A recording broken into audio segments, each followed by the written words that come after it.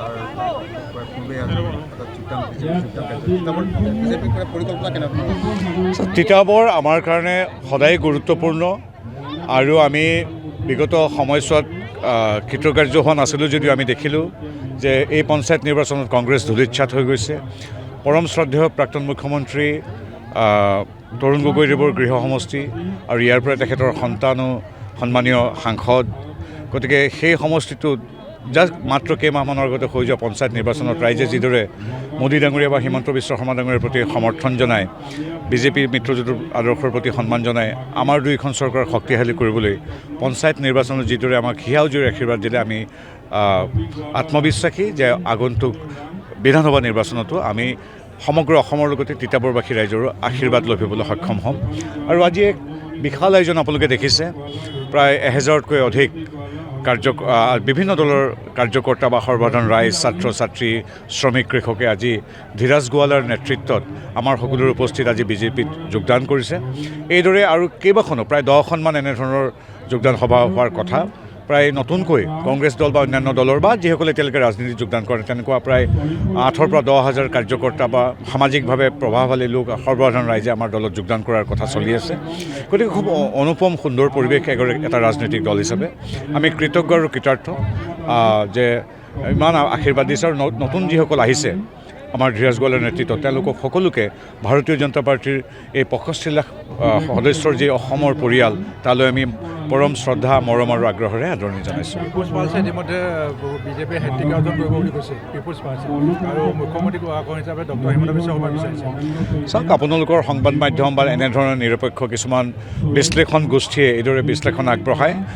এইটো কথা এতিয়া আমাৰ স্থানীয় সংবাদ মাধ্যম, ছ'চিয়েল মিডিয়া বা এনেধৰণৰ সংস্থাবিলাকে ইতিমধ্যে সকলোৱে কৈছে যে বিকশিত আৰু সুৰক্ষিত অসমৰ স্বাৰ্থত সকলোৱে এইবাৰ পুনৰবাৰ মোদী ডাঙৰীয়া বা হিমন্ত বিশ্ব শৰ্মা ডাঙৰীয়া তথা বিজেপি এন ডি এৰ প্ৰতি সমৰ্থন আগবঢ়াব। কাৰণ আনকি কংগ্ৰেছৰ লোকেও আজিৰ তাৰিখত এখন সুৰক্ষিত আৰু বিকশিত অসমৰ বাবে আমাৰ বিজেপিক সমৰ্থন কৰিছে। এতিয়া আপোনালোকে চাওক, তাৰ বিপৰীতে বিজেপি কি কৰিছে, সকলোৱে দেখিছে। কংগ্ৰেছে কি কৰিছে আপোনালোকে দেখিছে। 38 লাখ আই মাতৃলৈ পৰম আগ্ৰহ আৰু শ্ৰদ্ধাৰে নাৰী সবলীকৰণৰ এক মন্ত্ৰলৈ অৰুণোদয় আঁচনি দিয়া হৈছে। কংগ্ৰেছে কালি আনুষ্ঠানিকভাৱে ঘোষণা কৰিছে তেওঁলোকে এইবিলাক অস্থায়ী একো নকৰে, কাম নকৰে, বন্ধ কৰি দিব।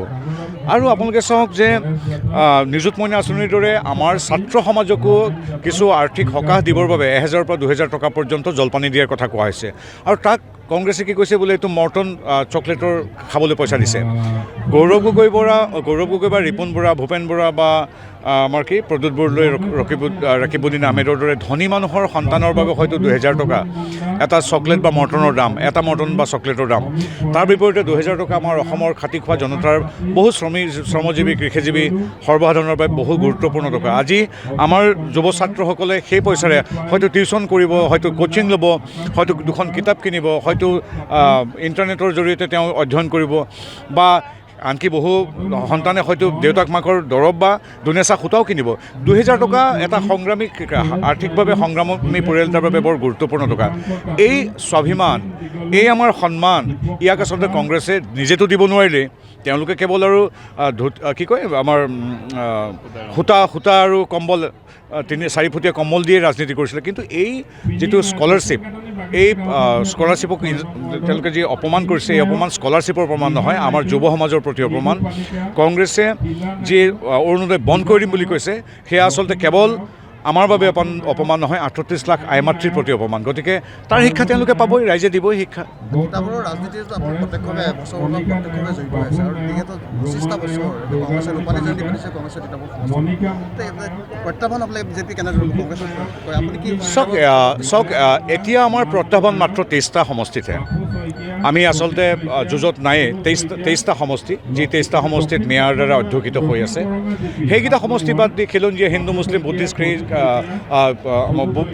বুদ্ধিষ্ট, শিখ বা প্ৰতিটো জাতি জনগোষ্ঠীৰ, প্ৰতিটো ভাষা ভাষীৰ বাকী যি 103টা সনাতন সংস্কৃতিত বিশ্বাসী, অসমীয়াত্বত সমাহিত, ৰাষ্ট্ৰপ্ৰেমত উদ্বুদ্ধ, প্ৰকৃত জাতীয়তাবাদ তথা ৰাষ্ট্ৰীয়তাবাদৰ যি প্ৰতি সমৰ্পিত, তেনে ব্যক্তিৰ 103টা সমষ্টি, নাগৰিকৰ 103টা সমষ্টি আছে। তাৰ ভিতৰত অৱধাৰিতভাৱে ঐতিহাসিক আমাৰ ঐতিহ্যমণ্ডিত তিতাবৰ অন্যতম।